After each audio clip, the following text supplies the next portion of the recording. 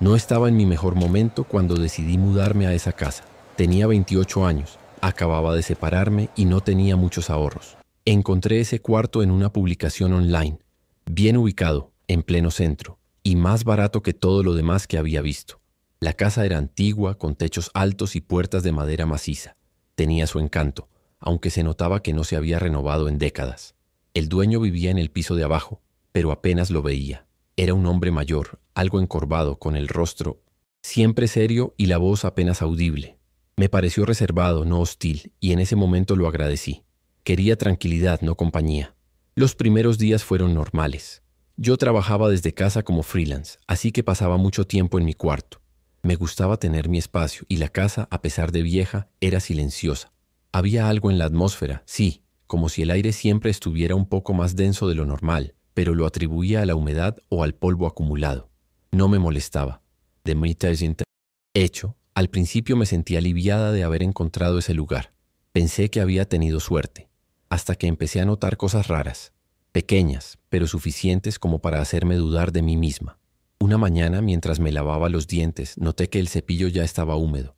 Lo sentí tibio, como si alguien lo hubiera usado hace muy poco. Me pareció extraño, pero pensé que quizá me había olvidado de haberlo mojado antes. Días después vi que algunas de mis prendas íntimas no estaban en el lugar donde las había dejado.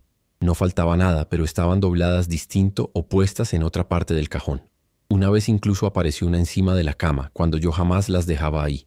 Me sentí incómoda, pero traté de convencerme de que eran distracciones mías, que estaba confundida, que era el estrés.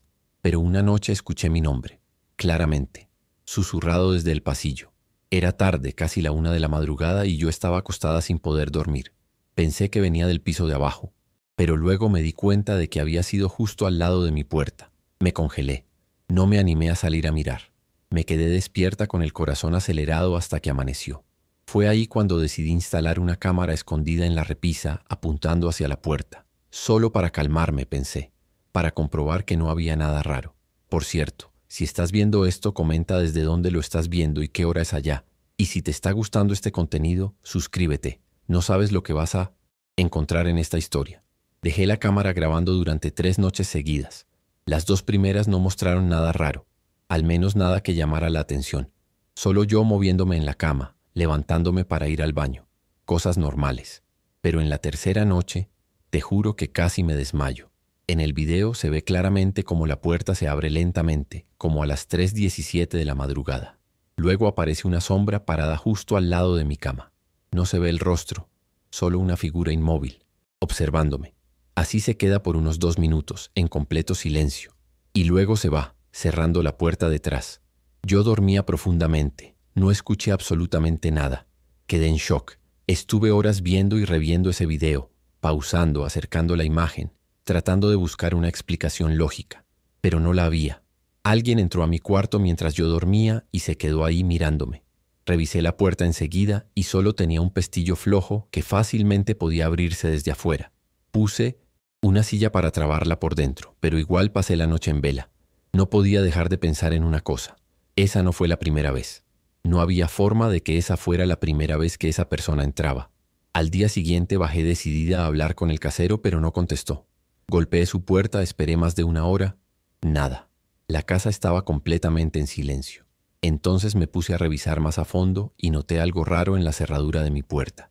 Estaba rayada, como si alguien hubiese estado forzándola con una llave vieja o alguna herramienta. También me fijé que desde el pasillo, por debajo de la puerta, se podía ver la luz de mi habitación. Tal vez por ahí alguien me observaba. Ya no me sentía paranoica. Me sentía vigilada, vulnerada. Dejé la cámara encendida también durante el día por si acaso. Esa noche me fui a la cama con el celular en la mano y la luz del velador prendida.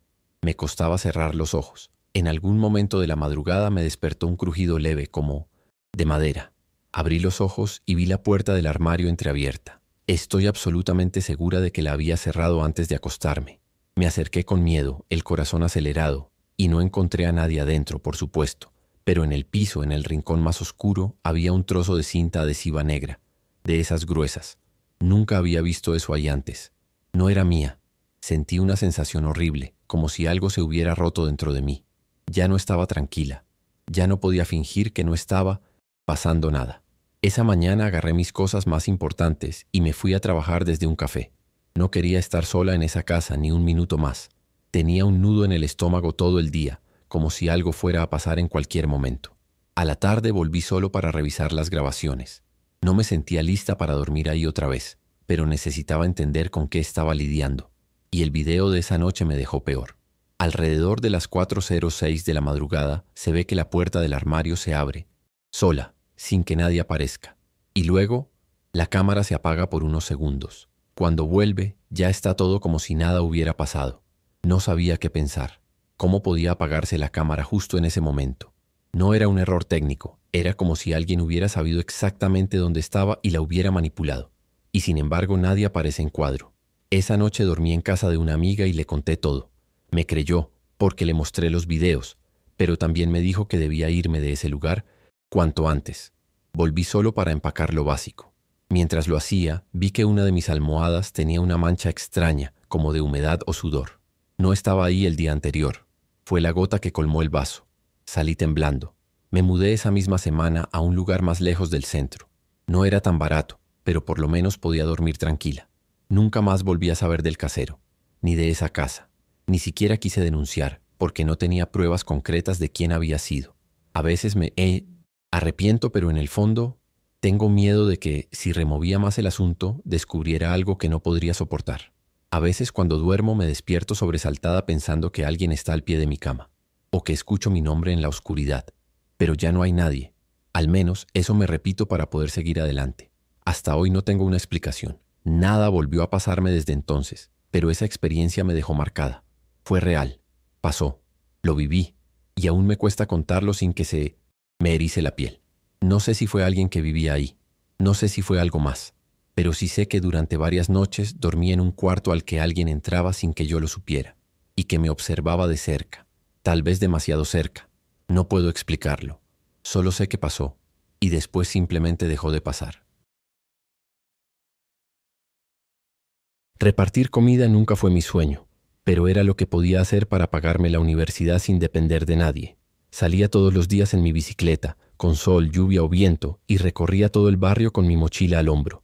Había calles que conocía de memoria, edificios que ya ni miraba. Por eso, cuando empecé a recibir pedidos de una dirección que estaba casi al final de una avenida sin salida, me llamó la atención. Era un edificio viejo, descuidado, con las ventanas tapadas con madera y grafitis por todas partes.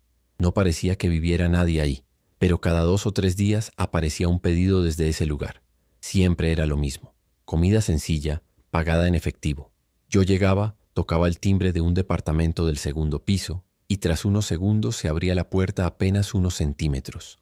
De ahí salía una mano delgada, pálida, que tomaba la bolsa y dejaba el dinero dentro de otra bolsita de plástico colgada en el picaporte. Nunca escuchaba una voz, nunca veía un rostro. No había música, ni luces, ni ningún otro indicio de que alguien viviera ahí. Pero el dinero siempre estaba justo, ni un peso menos. No podía negar que me daba algo de inquietud, pero también pensaba que quizás era solo alguien muy reservado o con alguna condición especial. Así estuve casi un mes, sin contarle a nadie. Me parecía extraño, sí, pero no era mi problema. Me limitaba a hacer mi trabajo, hasta que un día, al abrir la bolsita con el pago, encontré algo más. Un papel doblado en 4, manchado de aceite. Pensé que era basura al principio, pero al abrirlo se me heló la sangre. Era una nota escrita a mano con letra temblorosa. Ayuda. No decía más, solo esa palabra, en mayúsculas. Me quedé parado frente a la puerta por unos segundos sin saber qué hacer. Golpeé, pregunté si todo estaba bien. Silencio total. Solo el sonido de mis propios latidos. Esa noche reporté todo a la aplicación. Les conté del edificio, de la nota, del comportamiento extraño. La respuesta que recibí fue lo que realmente me perturbó. Esa dirección fue bloqueada hace meses por un caso de desaparición. No deberías estar recibiendo pedidos de ahí. Me quedé helado. ¿Cómo era posible entonces que siguieran llegando? Pensé que quizás era un error del sistema, un fallo, algo técnico. Pero al día siguiente había otro pedido, desde la misma dirección. Y esa vez el nombre del usuario no era cualquiera, era el mío. Pensé que era una broma, que alguien me estaba siguiendo o se había metido con mi cuenta. Pero cuando acepté el pedido, los detalles eran exactamente los mismos de siempre. Mismo departamento, misma comida, pago en efectivo. Fui con el corazón en la garganta, sin saber si debía ir armado con valor o dar media vuelta. Pero fui. Tenía esa sensación en el estómago como cuando sabes que algo no está bien, pero igual avanzás. Esta vez, cuando llegué, la puerta ya estaba entreabierta. Solo un poco, como si me estuvieran esperando. La mano no apareció. Solo el picaporte con la bolsa, de plástico, pero vacía. Me acerqué lentamente esperando cualquier cosa. Miré dentro, apenas lo que la ranura me permitía ver. Había oscuridad total. No vi movimiento, no escuché nada. Dejé la comida en el suelo y me fui sin decir una palabra. Esa noche no dormí. Tenía el papel de la nota aún guardado. No podía dejar de pensar en quién lo había escrito. ¿Una mujer? ¿Un niño? ¿Alguien encerrado? Pensé en llamar a la policía, pero ¿qué iba a decir? ¿Que alguien me pagaba puntual para entregarle hamburguesas en un edificio abandonado? Iban a pensar que era un chiste. El día siguiente no hubo pedido, ni el otro, pero el tercero sí. Esta vez, junto con el dinero, venía otro papel. Esta vez decía: Luis, no me ignores. Ahí me quebré. Alguien sabía mi nombre. No era solo que usaran mi cuenta para hacer el pedido. Me hablaban. Sabían quién era yo. Ya no era algo extraño, era personal. Me senté en una plaza, con la bolsa aún cerrada, y pensé si debía romper todo y dejar ese trabajo. Pero parte de mí sentía que si lo hacía, si abandonaba eso, estaba dejando a alguien que realmente necesitaba ayuda. Tomé una decisión. Volví. Subí por las escaleras, porque el ascensor ni siquiera funcionaba. Todo el lugar olía a humedad y óxido. Las paredes estaban manchadas, con trozos de revoque cayéndose. Pero no me detuve. Llegué al segundo piso y toqué la puerta. Nadie respondió. Entonces golpeé más fuerte, y justo cuando estaba por darme vuelta para irme, escuché algo del otro lado. Un susurro, apenas audible. Alguien diciendo mi nombre. Una voz apagada como si viniera de muy lejos. Volví a acercarme, pegué la oreja a la puerta, y sentí un golpe seco del otro lado tan fuerte que retrocedí de un salto. Salí corriendo del edificio. No me importó la comida, el dinero, ni si alguien me veía. Tenía el corazón a mil y un sudor frío bajándome por la espalda. Esa voz no era humana. No lo sé explicar, pero tenía algo raro, como un eco viejo, distorsionado. Y el golpe fue como si algo hubiese querido atravesar la puerta desde adentro. Esa noche soñé con el edificio. En el sueño yo subía las escaleras, pero nunca llegaba al segundo piso, y sentía que alguien me seguía, muy cerca. Me desperté empapado con la sensación de que algo se me había metido en la piel. Después de eso dejé de aceptar pedidos por unos días. Me tomé un descanso, o al menos lo intenté, pero seguían llegando, desde la misma dirección, y cada vez los mensajes eran más claros. Uno de ellos decía: baja las escaleras. Otro simplemente: estoy atrás tuyo. Jamás volví al edificio, pero a veces, al andar por la calle, sentía como si alguien me observara desde alguna ventana, incluso en zonas donde no había ventanas. Una vez encontré una bolsita igual a la que usaban en ese lugar, colgada en el manubrio de mi bicicleta. Estaba vacía, pero el nudo era el mismo, como si quisieran recordarme que no era libre de esto. No lo cuento a cualquiera. Algunos se ríen, otros me dicen que estoy sugestionado, que fue alguien haciéndose el gracioso. Pero nadie vio lo que yo vi. Nadie escuchó esa voz. Nadie sintió ese peso en el pecho al estar frente a esa puerta. Yo sé que ahí dentro hay algo. No sé si es una persona encerrada, una presencia o qué, pero hay algo. Y me eligió a mí para verlo. Nunca entendí por qué. Solo era un repartidor más, un tipo común intentando terminar la carrera. Pero algo me conectó con ese lugar, y todavía no sé cómo cortarlo. Hasta hoy sigo recibiendo pedidos fantasma desde esa dirección, aunque los rechace todos. A veces me llegan sin que siquiera esté conectado a la app. Otras veces solo veo notificaciones raras, como si me pidieran sin pedir. Lo único que tengo claro es que ese edificio está vacío. Lo revisaron después de otra denuncia anónima.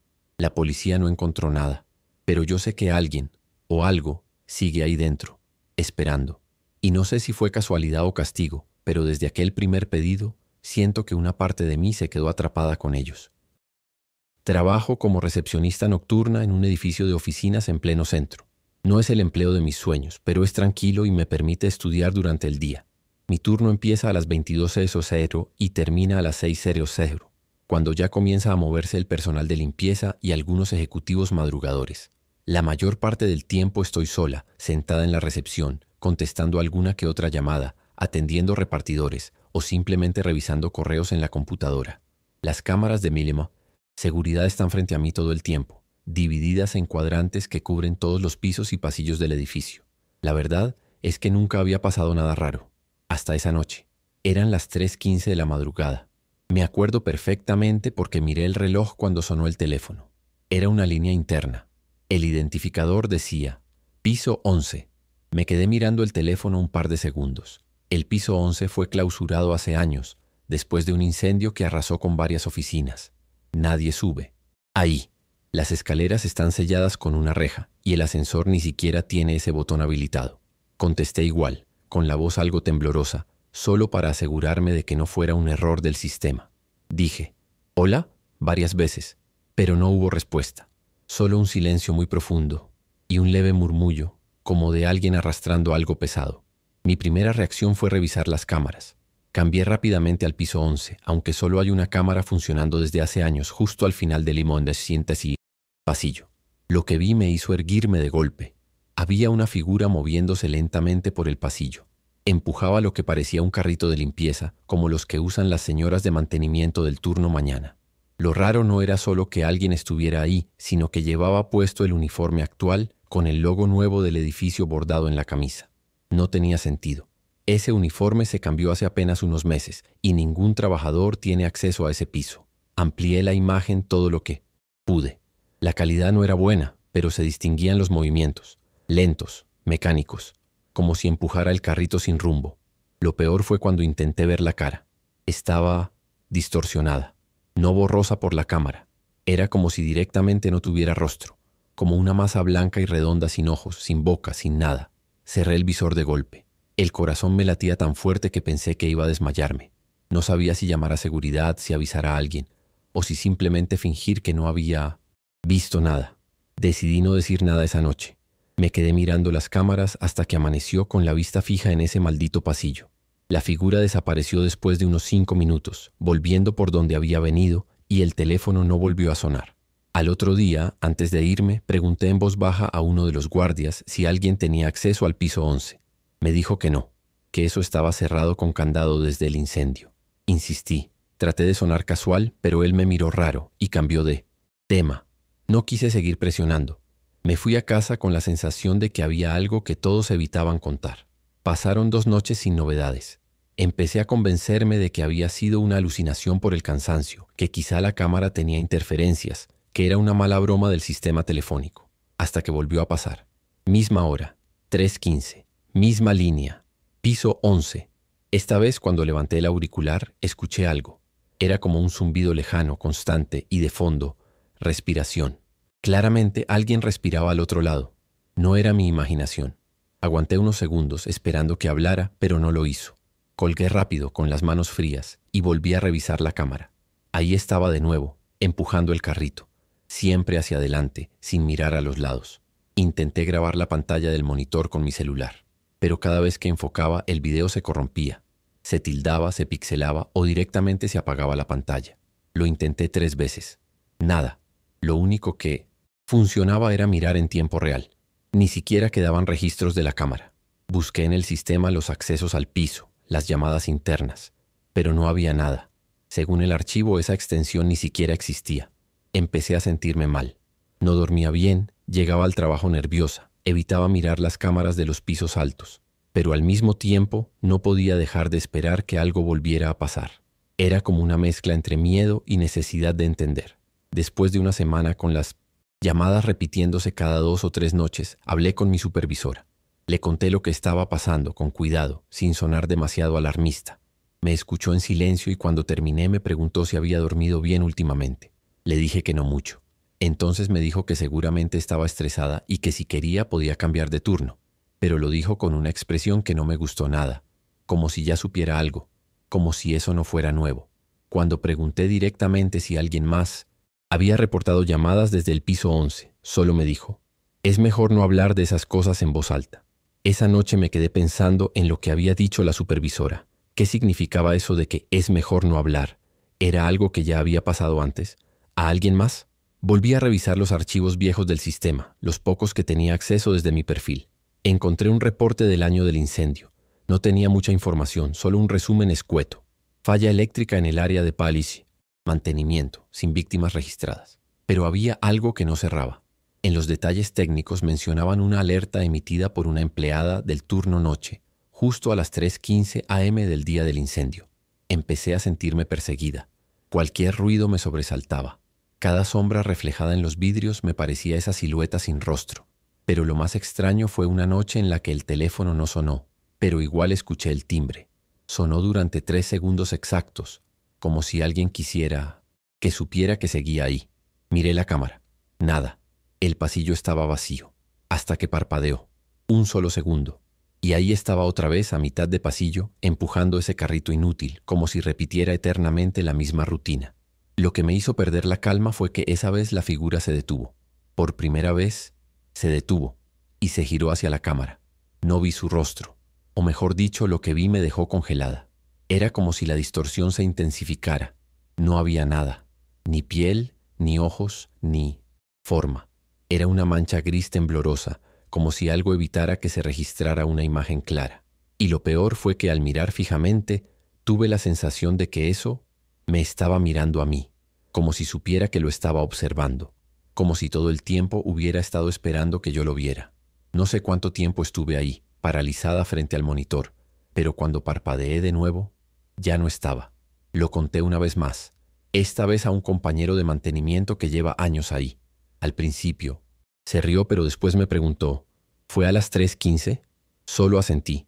Me dijo que cada tanto alguien habla del piso 11, que nadie quiere subir, que una vez un guardia intentó forzar la reja y renunció al día siguiente sin dar explicaciones. Nunca más volví a recibir una llamada desde ese piso, pero tampoco me siento tranquila. Cada vez que me siento frente al monitor y la hora se acerca a las 3, no puedo evitar mirar la cámara del pasillo, solo para asegurarme de que esté vacío. Pero en el fondo, sé que no lo está. Trabajo como chofer de entregas nocturnas desde hace ya un par de años. No tengo coche propio, así que alquilo uno de esos vehículos habilitados por la plataforma, que vienen con GPS y una cámara frontal integrada al tablero. Es parte del contrato. La cámara graba todos los recorridos por seguridad y el GPS registra cada parada y trayecto que hago. Estoy acostumbrado a las rutinas largas, muchas horas manejando sin parar, y a veces, cuando ya no doy más, me detengo en alguna calle tranquila y duermo 1 o 2 horas dentro del auto. Siempre lo hice así. Hasta hace poco nunca había notado nada raro. La primera vez que me llamó la atención fue una madrugada cualquiera. Me había quedado dormido cerca del parque industrial, como a las 4:00 p.m. Dormí un poco más de 1 hora y luego seguí con mis entregas. Pero cuando revisé el reporte de ruta, noté algo que no cerraba.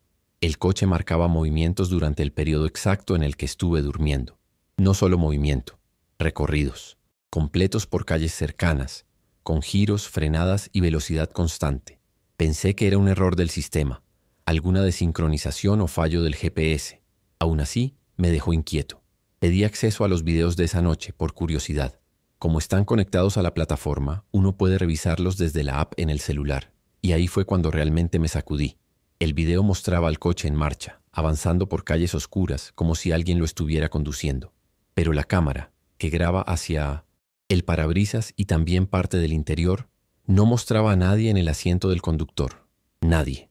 El volante se movía solo. Y en el asiento trasero, yo mismo acostado, con la cabeza hacia el costado, claramente dormido. Me sentí mareado, como si algo no tuviera sentido. Volví a ver el video una y otra vez. Busqué algún reflejo, una sombra, cualquier cosa que explicara lo que estaba viendo. Pero no había nada. Solo ese auto avanzando en silencio, con las luces bajas, cruzando calles, vacías, y yo detrás completamente ajeno. Decidí cambiar todas las contraseñas de acceso a la app. Notifiqué a la empresa del alquiler por si alguien más había usado el coche sin mi permiso e incluso formateé el GPS. Pensé que con eso bastaría, pero no fue así. A la noche siguiente volví a trabajar como siempre. Manejé hasta las 4. Y como estaba agotado me detuve a dormir en una calle poco transitada, cerca de un depósito de materiales. Esta vez dejé el celular grabando audio por las dudas y anoté la hora exacta en que me recosté. Dormí 1 hora y cuarto. Cuando desperté, todo parecía igual. El auto en su sitio, sin puertas forzadas, sin movimientos extraños. Pero al revisar la app de rastreo, otra vez la misma historia. El coche había recorrido unos 3 kilómetros durante el tiempo que estuve inconsciente. Frenadas, vueltas en U, hasta un semáforo registrado en la esquina de una avenida. Esa vez me dio miedo de verdad. Abrí el video y ahí estaba de nuevo. El auto, moviéndose solo, todo silencioso, el tablero encendido y yo, visible desde el ángulo de la cámara, con la boca entreabierta, completamente dormido en el asiento trasero. Era imposible. Las puertas estaban cerradas por dentro, la llave la tenía yo y no había nadie más en el vehículo. Empecé a pensar si tal vez estaba sonámbulo y si me levantaba dormido y conducía sin recordar. Pero en el video nunca aparezco en el asiento del conductor, ni una sola vez. El volante se gira, los cambios se hacen, el coche avanza, pero nadie lo maneja. Decidí no volver a dormir en el coche. Las noches siguientes hice jornadas más cortas y regresé a casa temprano. Pero incluso cuando no dormía, el patrón se repetía. En los registros aparecían movimientos breves durante momentos en que yo estaba quieto, como si el coche tuviera una especie de memoria que se activaba sola. En una de esas noches noté algo que me heló la sangre, en una toma fugaz de la cámara. Cuando el auto daba vuelta en una esquina, el reflejo de la ventanilla mostraba algo. Una figura borrosa, sentada frente al volante. Solo por un segundo, pero era alta, delgada, y no era yo. Desde entonces empecé a sentirme observado dentro del coche, como si hubiera algo ahí conmigo, aunque no pudiera verlo. A veces sentía una corriente de aire, otras veces un ligero movimiento del espejo retrovisor. Una madrugada, al detenerme frente a un semáforo en rojo, vi por el retrovisor que el asiento trasero se hundía, como si alguien se sentara. Me giré de inmediato. No había nadie, pero el asiento quedó así, marcado, durante varios minutos. No volví a usar ese vehículo después de eso. Lo entregué al día siguiente con una excusa cualquiera. No quería volver a subirme nunca más. Pensé que al devolver el coche todo se iba a terminar, pero no fue así. Días después, ya usando otro vehículo completamente distinto, volví a trabajar de noche. Y otra vez los mismos síntomas. Microsueños extraños, sensaciones de que el auto avanzaba solo, registros de GPS con rutas que yo no había tomado. Empecé a sospechar que no era el coche, era yo. O más bien, algo que se había aferrado a mí. Revisé los datos del GPS una noche al llegar a casa y vi que uno de los recorridos terminaba frente a un edificio abandonado en las afueras. Yo no recordaba haber estado ahí, pero ahí estaba la marca, la hora, el video. En la grabación el auto se detenía frente al portón, apagaba las luces y quedaba ahí, en completo silencio, por unos 20 minutos. No se ve movimiento dentro del coche, todo está oscuro, pero a mitad del video el tablero se enciende solo. Y en la pantalla aparece una frase que nunca había visto. Acceso concedido. Después se apaga. Nunca encontré explicación para eso. Ni los técnicos de la empresa supieron decirme qué lo provocó. Me dijeron que el sistema no tenía funciones así, que era imposible que se mostrara ese mensaje si nadie lo programó. Pero ahí estaba, grabado, con fecha y hora. Pensé en ir a la policía, en denunciar el acoso, el uso no autorizado del vehículo, pero no tenía pruebas concretas. Lo que tenía eran grabaciones perturbadoras, datos que no coincidían con mi memoria y un miedo constante de estar perdiendo la cabeza. Un psicólogo me sugirió que estaba proyectando mi estrés en alucinaciones nocturnas, que trabajaba demasiado. Pero yo sé lo que vi, sé lo que sentí, y cada vez que cierro los ojos por más de 10 minutos dentro de un coche, vuelvo a tener la misma sensación.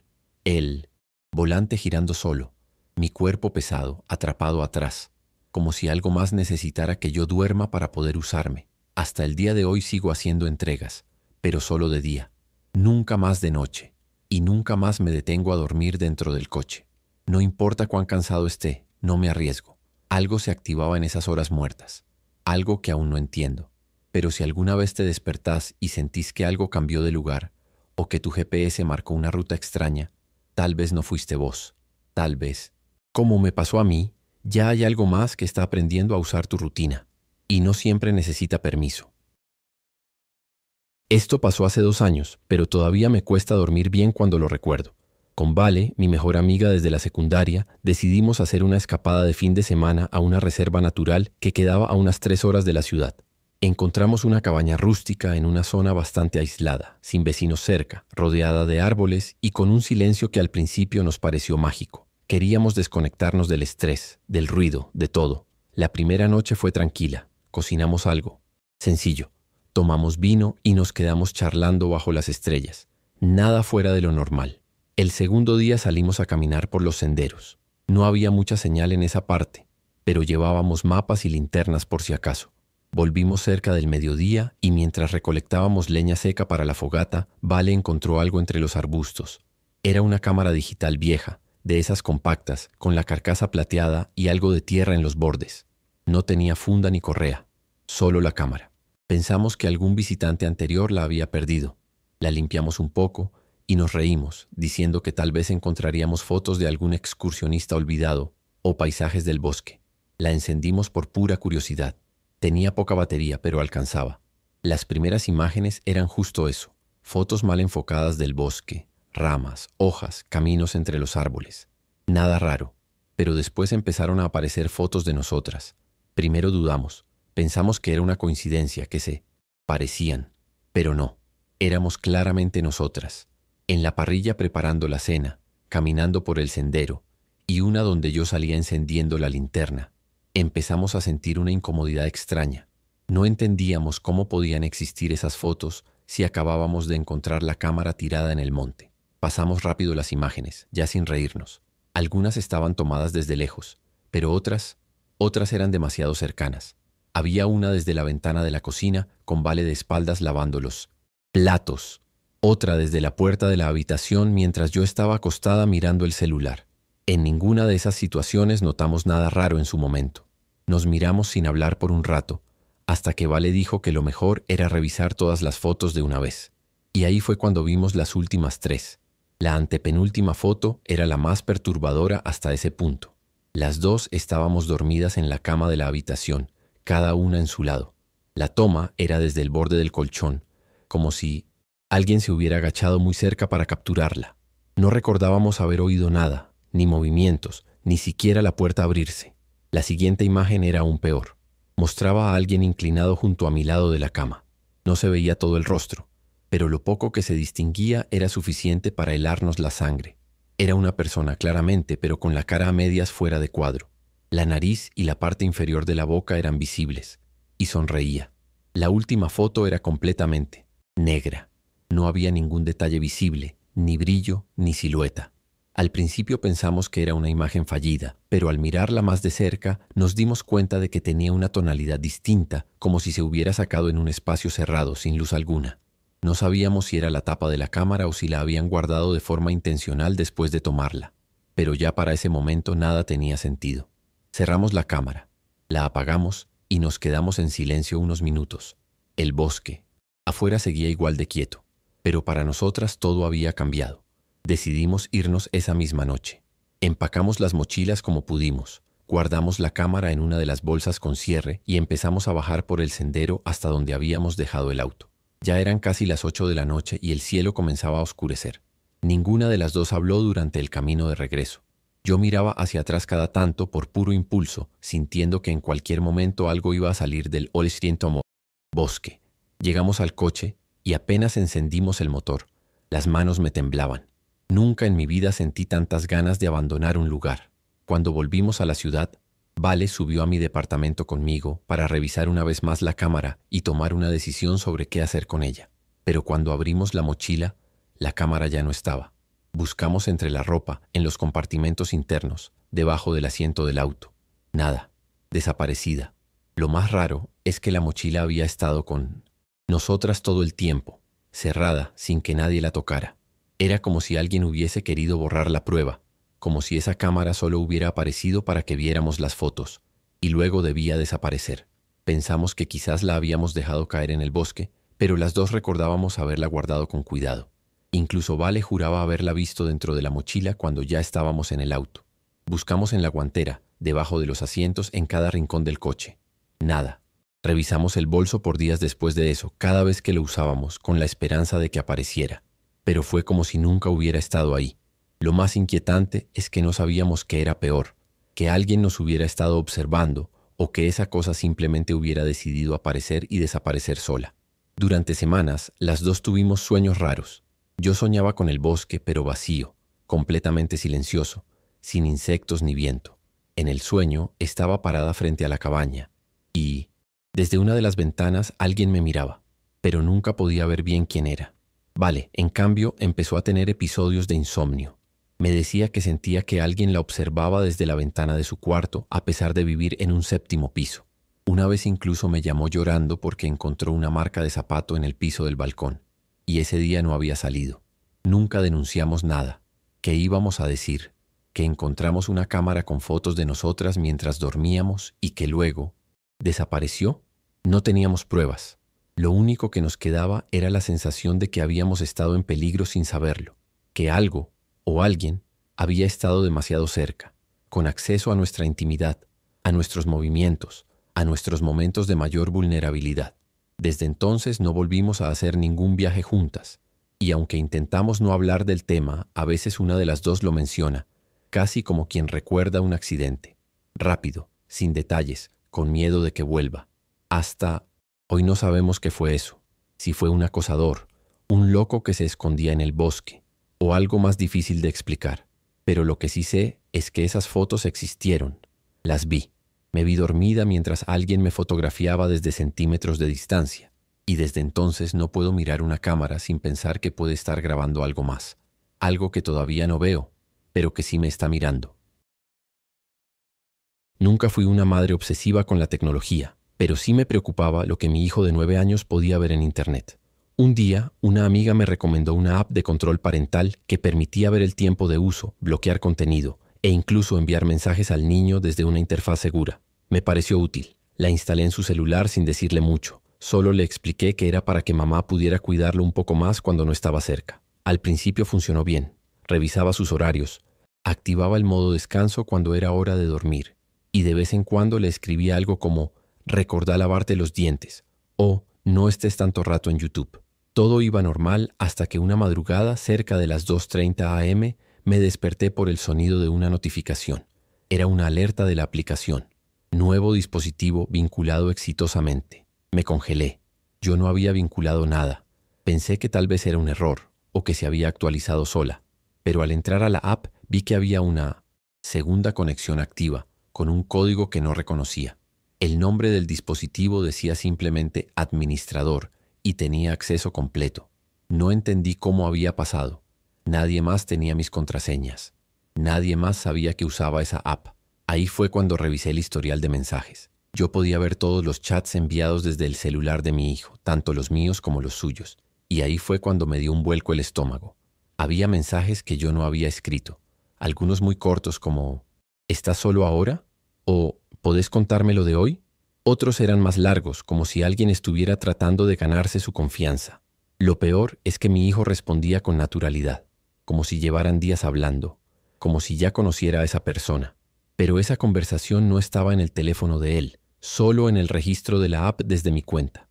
Esa mañana, mientras desayunábamos, intenté sacar el tema con cuidado. Le pregunté si había hablado con alguien a través del celular. Me dijo que no, que solo jugaba o miraba videos. Pero después, mientras lavaba los platos, escuché que murmuraba cosas raras en el cuarto. Cuando fui a ver, estaba hablándole al celular como si alguien lo estuviera escuchando, pero no había ninguna llamada activa ni app abierta. Le pregunté con quién hablaba y me respondió como si nada. Con mi otro amigo, el que también me cuida cuando vos dormís. No supe cómo reaccionar. Mi hijo lo dijo con tanta calma, como si fuera algo completamente normal. Le pedí que me entregara el celular, y al revisarlo no había ni rastro del chat.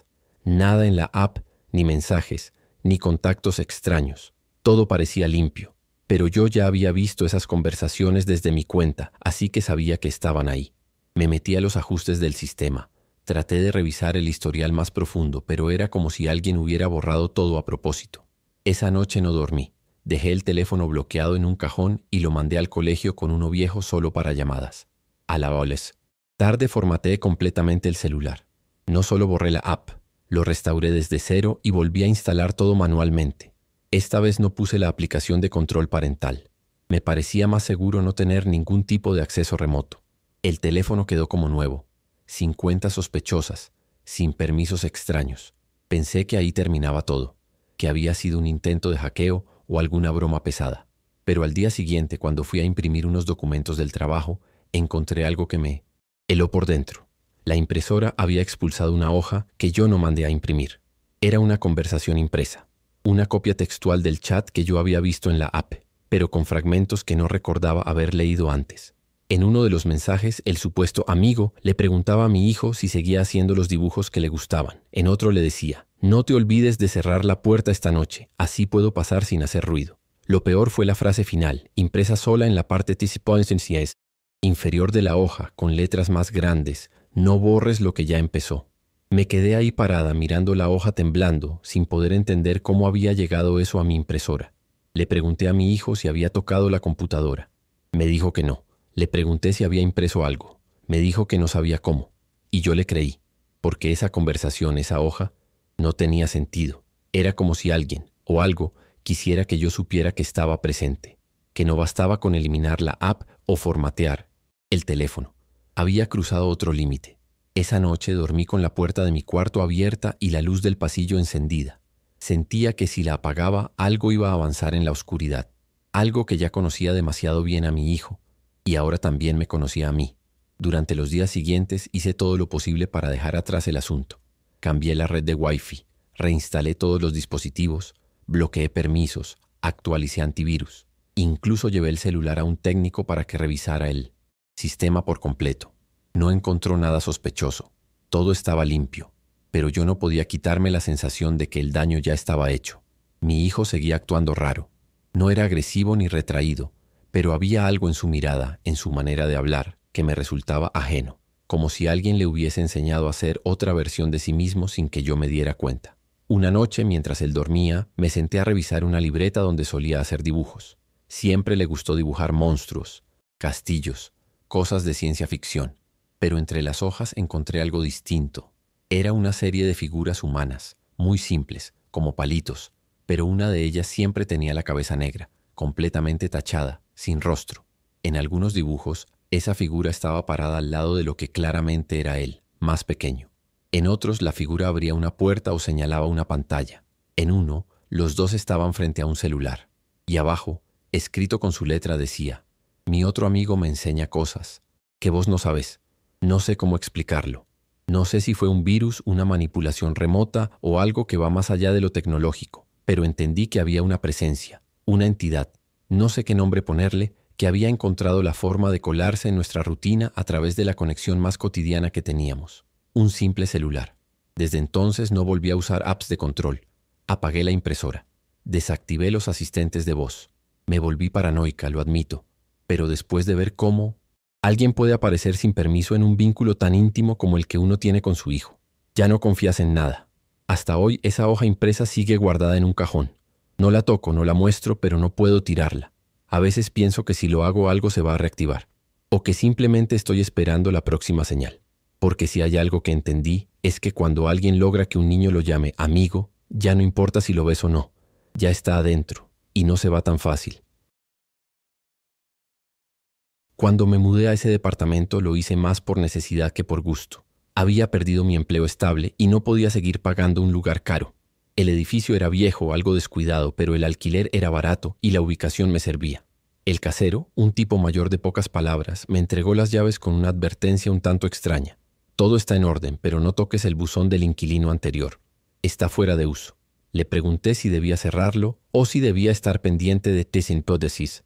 Algo, pero solo repitió que lo dejara como estaba. Me pareció raro, pero no insistí. Tenía otras cosas en qué pensar. Durante las primeras semanas todo fue bastante normal. El departamento era pequeño pero acogedor. Me acostumbré rápido al ruido de las cañerías viejas, al ascensor que a veces se detenía un piso antes y a los vecinos que nunca saludaban. Apenas pasaba por el pasillo donde estaban los buzones y cuando lo hacía ni me acercaba al que me habían dicho que evitara. Pero una noche, al volver del supermercado, noté algo que me hizo detenerme. La compuerta de ese buzón estaba entreabierta, apenas unos centímetros. No parecía forzada, pero claramente alguien la había abierto. Me acerqué con cautela, más por curiosidad que por otra cosa. No iba a tocar nada, solo quería ver si había algo dentro. Y ahí estaba, una carta, un sobre blanco gastado con mi nombre completo escrito a mano. Mi nombre exacto, sin errores. Me quedé congelado por unos segundos.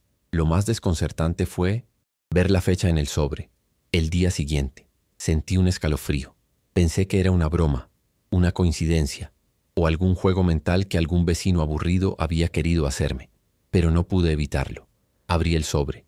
Dentro había una sola hoja doblada en dos. Escriba también a mano, con una letra firme pero un poco temblorosa. Decía: no abras la puerta si escuchas los golpes. Solo observa por la mirilla. Nada más. Ni firma, ni explicación, ni contexto. Me quedé parado ahí con la carta en la mano, tratando de darle sentido a todo.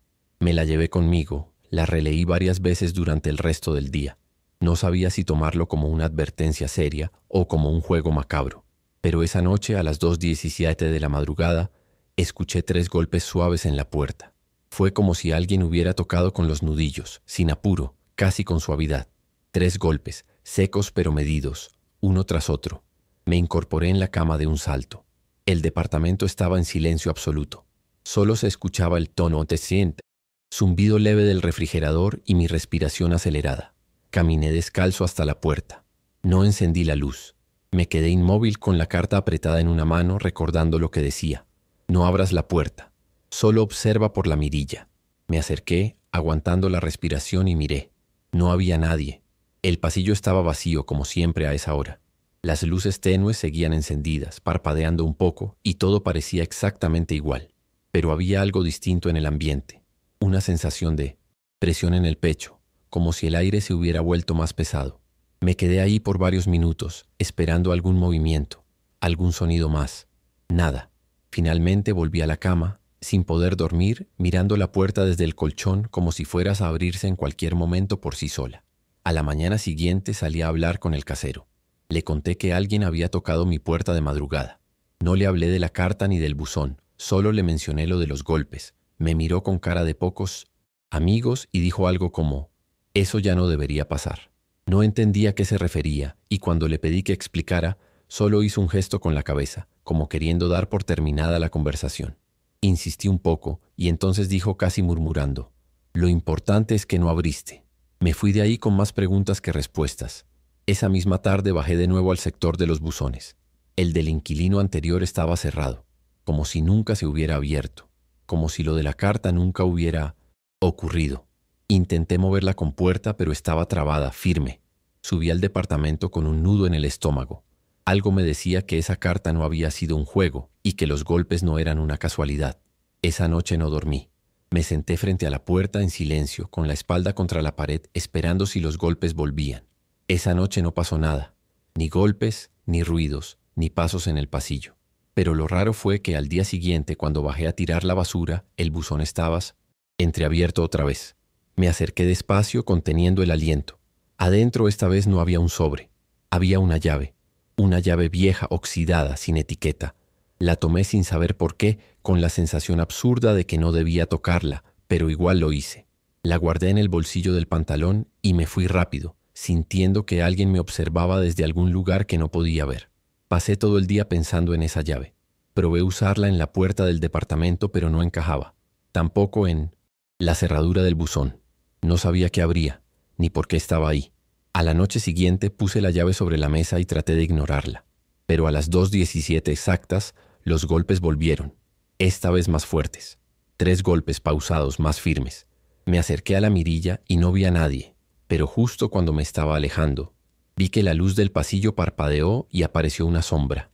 No una persona, solo la silueta proyectada contra la pared del fondo, estática, sin movimiento. Y luego, nada. Volví a mirar una y otra vez, pero ya no estaba. Cerré todas las ventanas, apagué las luces y pasé el resto de la noche sentado en el suelo, con la espalda contra la pared del baño. No volví a tocar la llave. A la mañana siguiente bajé decidido a dejarla en el mismo buzón donde la había encontrado, pero estaba cerrado. Esta vez con una cadena pequeña atravesando el pestillo, como si alguien más hubiera decidido sellarlo de nuevo. Nadie lo mencionó, nadie preguntó. Volví a mi departamento y desde entonces no he vuelto a recibir ningún golpe, por ahora. No sé qué fue eso. No sé si era un aviso, una advertencia o una especie de ciclo que me tocó presenciar. Pero cada vez que se acerca la madrugada no puedo evitar mirar el reloj. Y cuando veo las 2:17 en pantalla, todo mi cuerpo se tensa. Sé que algo estuvo ahí, que algo sabía mi nombre, que sabía dónde vivía y que podía dejarme mensajes antes de que sucedieran las cosas. A veces pienso que si hubiera abierto la puerta aquella primera noche, nada de esto estaría pasando, o tal vez ya no estaría para contarlo. Soy técnico en redes y sistemas de vigilancia desde hace unos años. La mayoría de los trabajos son rutinarios. Configurar cámaras, actualizar routers, arreglar conexiones sueltas. Nada fuera de lo común.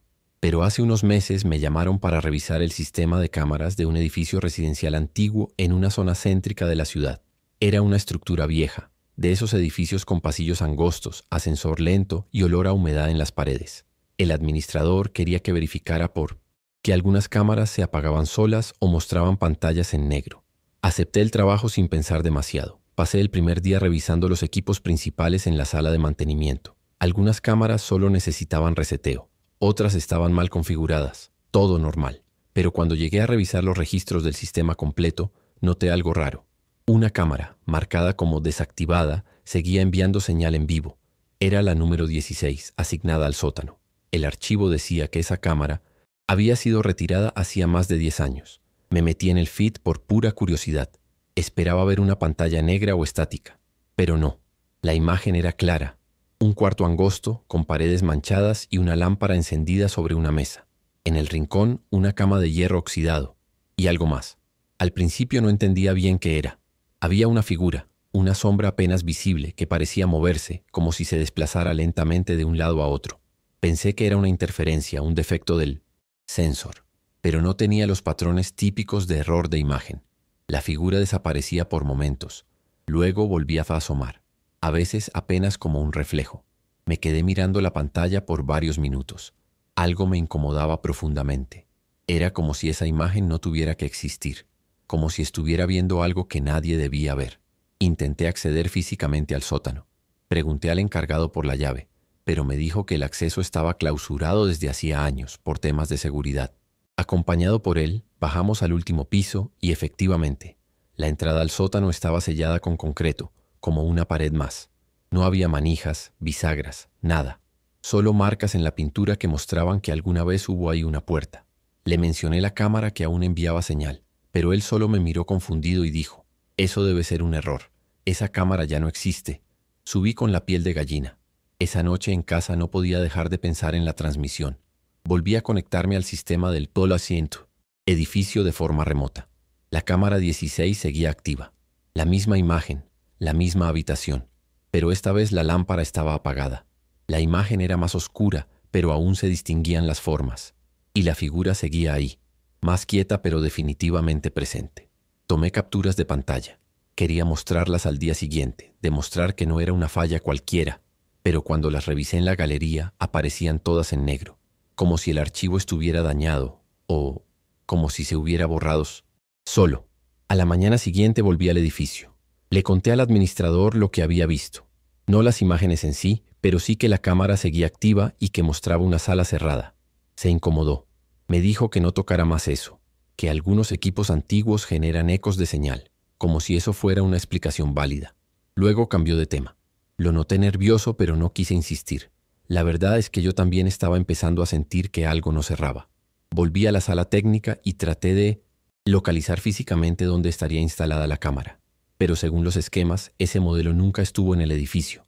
Durante los días siguientes todo siguió funcionando bien. No recibí nuevas quejas. Pero cada noche yo volvía a mirar la cámara 16. La imagen no cambiaba mucho, pero la figura parecía más presente. A veces estaba más cerca del lente. A veces parecía sentada en la cama. Una madrugada la lámpara volvió a encenderse sola. Nadie más tenía acceso a ese sistema, ni siquiera el administrador. Y esa noche por primera vez vi el rostro. No con claridad, pero lo suficiente como para entender que no era una persona común. Tenía la cabeza ladeada, los ojos muy abiertos, y algo en la piel que no parecía humano. Cerré la sesión de golpe. Me levanté y me serví un vaso de agua, tratando de convencerme de que era una combinación de sueño y paranoia. Pero no era la primera vez que trabajaba de noche ni la primera cámara rara que veía. Y sin embargo ninguna me había generado ese tipo de angustia. Lo peor fue lo que pasó a la mañana siguiente. Desperté con una notificación de mensaje de texto. No tenía remitente, solo una frase: «Gracias por no decir nada». Me quedé mirándolo con el corazón en la garganta. No lo había contado a nadie. Nadie más lo sabía. O sí, intenté rastrear el número. Nada. No figuraba en la bandeja de entrada, como si el mensaje hubiese desaparecido después de leerlo. Tomé una captura, pero pasó lo mismo que con las imágenes de la cámara. La foto aparecía en negro. Todo lo relacionado a ese cuarto parecía borrar cualquier intento de prueba. Ese mismo día regresé al edificio, con la excusa de revisar una cámara externa que había fallado. Pero apenas llegué, el casero me recibió antes de entrar, como si supiera que iba por otra cosa. Me dijo que ya no necesitaban más servicios, que el sistema estaba bien. Me ofreció el pago completo en efectivo y me acompañó hasta la salida sin darme tiempo a contestar. Me quedé parado unos segundos, afuera, con la sensación de que había algo que nadie quería que yo viera. O peor, que ya lo había visto, y eso me convertía en un problema. Esa noche soñé con ese cuarto. Lo vi desde arriba, como si flotara sobre la cámara. La lámpara encendida, la cama vacía, y luego la figura parada justo debajo mirando hacia mí. Me desperté sudando con la sensación de que algo había cambiado, como si al haber mirado tanto ese lugar hubiera abierto una puerta, pero no hacia el sótano, sino desde él. Pasaron varias semanas sin novedades. Volví a mi rutina, acepté otros trabajos, traté de convencerme de que había sido un error técnico extraño, una coincidencia sin explicación, pero cada tanto en lugares distintos recibo señales.